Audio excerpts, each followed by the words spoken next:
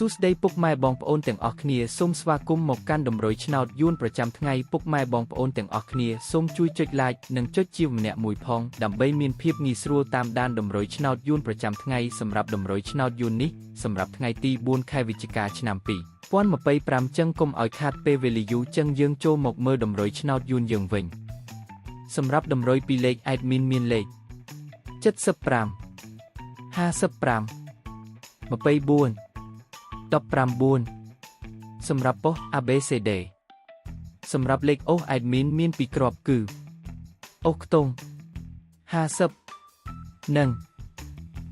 20សម្រាប់តម្រុយ3លេខគឺ admin មាន3គ្រាប់ផងដែរគឺមានលេខ755គុណ524គុណ219គុណបើសិនជាពុកម៉ែបងប្អូនទាំងអស់គ្នាស្រឡាញ់និងពេញចិត្តលេខទាំងនេះពុកប៉ែបងប្អូនអាចយកលេខទាំងនេះទៅផ្សងសំណាងបានជាចុងក្រោយសូមជូនពរពុកម៉ែបងប្អូនដែលយកលេខ admin ទៅផ្សងសំណាងហេងទាំងអស់គ្នាជូនពរពុកម៉ែបងប្អូនជួបតែសំណាងល្អមានសុខភាពល្អសូមជម្រាបលាជួបគ្នានៅថ្ងៃស្អែកបន្តទៀត